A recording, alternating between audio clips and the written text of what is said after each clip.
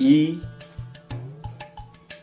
F, না না, ই এর পর এফ নয়, ই এর পর কি হবে, কি হবে, ই এর পর, ই এর পর খাতাটা খুলবো, আবার খাতা খুলতে হবে, বারবার ভুলে যাই না। ও মনে পড়েছে, মনে পড়েছে, ই এর পর বি, বি এর পর তো আমি জানি সি, না। তো বন্ধুরা, আমরা বেসিক্যালি গিটারের ক্ষেত্রে যে প্রবলেমগুলো আমরা ফেস করি সেটা হচ্ছে কি কি ফেস করি না, আমরা দেখা যায় যে আমাদের গিটারের এই 6টা তারের নাম মনে থাকে না। আমরা এতদিন পড়াশোনা করে শিখে এসেছি A B C D E F G H, এই তো, মানে A B C D E F G H, কিন্তু হঠাৎ করে আমাদের এখন শিখতে হচ্ছে ই এর পর এফ নয়, ই এর পর বি, বি এর পর সি নয়, বি এর পর জি। স্বাভাবিক মাথার মধ্যে থেকে যেন এপার থেকে এদিক থেকে বেরিয়ে যাচ্ছে, ব্যাপারটা হচ্ছে।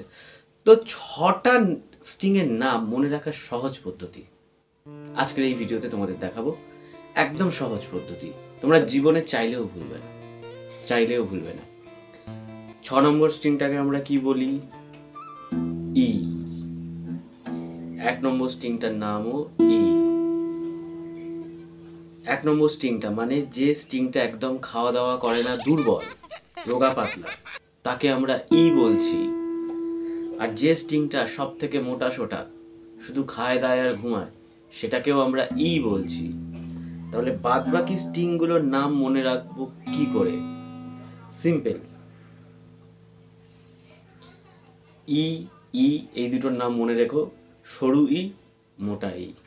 তারপর 5 নম্বরটা হচ্ছে আমি দারুণ গিটার বাজাই, মানে 5 নম্বর আমি, 4 নম্বর দারুণ, 3 নম্বর গিটার, 2 নম্বর বাজাই।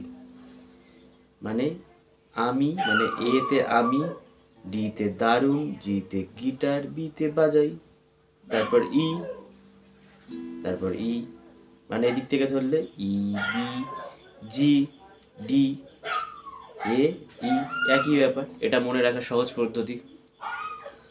তো আজকের এই পর্যন্ত। তোমরা সিম্পল এই ট্রিকটাকে ফলো করো আর মনে রাখো, তারপর আবার নতুন ভিডিও নিয়ে আসবো তোমাদের সাথে।